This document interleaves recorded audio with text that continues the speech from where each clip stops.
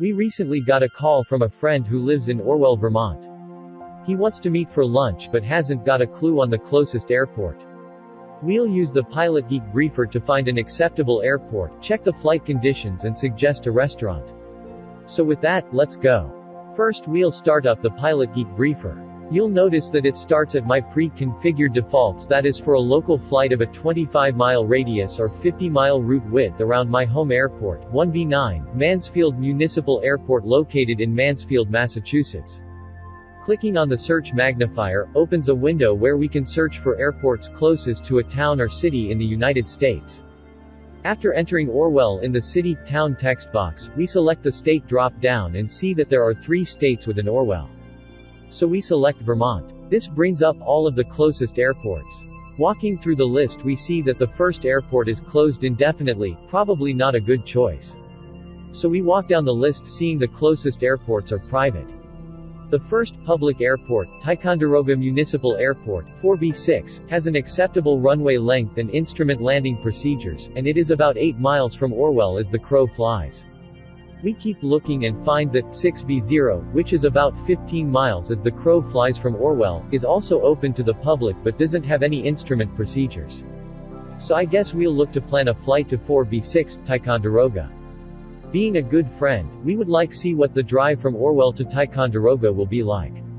By clicking on the map radio button at the top of the window, we can see that our friend will have a 49-minute drive, so I guess we're not that close of friends because this is just fine with me. Having select Ticonderoga Airport as my destination, I can just click on the Make Destination button, to instruct the briefer to plan a flight direct from the origination airport 1B9, to 4B6. Once selected, the search window closes and the route information is shown. The trip is 148 nautical miles and the initial course direction is 304 degrees magnetic for a Great Circle direct route. Since I started the search from the Meter weather display, it is shown.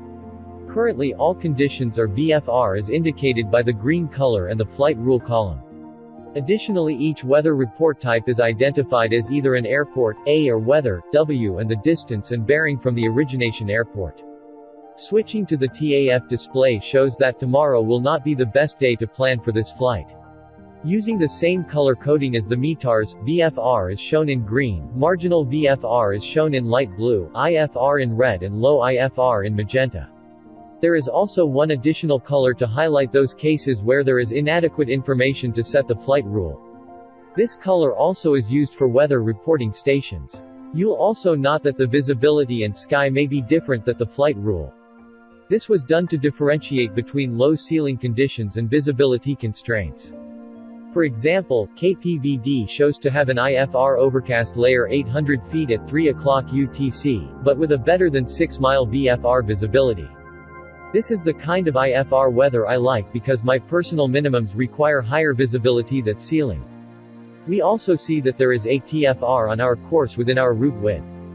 Clicking on the active TFR button switches the display to the Trip TFR tab where we can assess where the TFR is along our route and whether it will impact our flight. Clicking on the TFR ID brings up the TFR details page. In this case the TFR is on the east side of our origination airport and therefore is not a flight concern. So we click the Close TFR Detail button and continue our briefing. Next we'll review the NOTAMs for the origination and destination airports to allow us to further evaluate the flight. In this case, neither airport has any NOTAM that will prevent us planning the trip. Now we'll walk through the tabs to get a good picture of the current and upcoming weather picture. First we'll review the weather radar. Next is a review from the weather satellite. Then we'll review the graphical airmets. First we'll zoom in on the region we'll be flying, the Northeast. This allows us to see that the conditions at 2100 Zulu or IFR with low turbulence and icing. To look for a better weather day, we'll walk through the prognostic charts where it appears the weather will be good in 2 days. Of course we'll have to brief again as we get closer to the departure.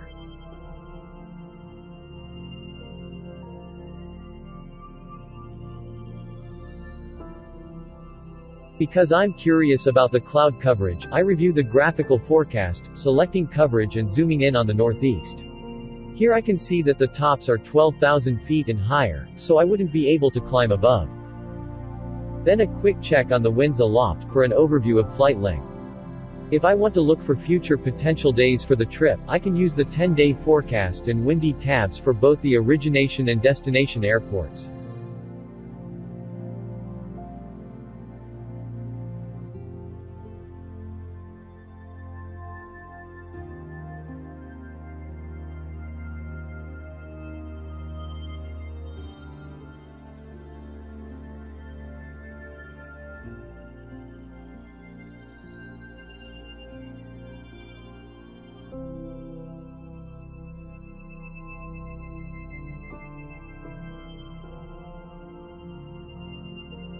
I can review and print the AOPA board for the origination and destination airports.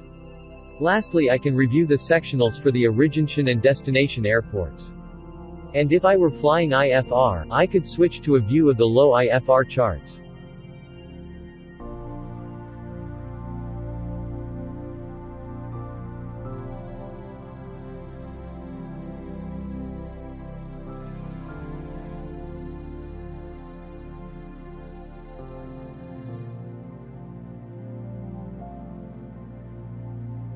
But I haven't identified a restaurant where we can have lunch. To do this, I click on the knife and fork icon to bring up a display of restaurants near the destination airport. Since my friend will pick me up at the airport, the distance isn't as important.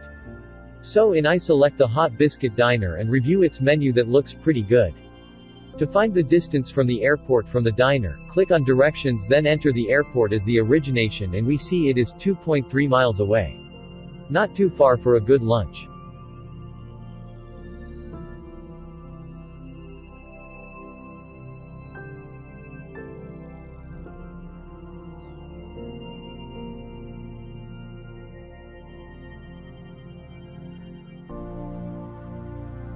Having selected a restaurant, we can close the restaurant search window and our brief is complete.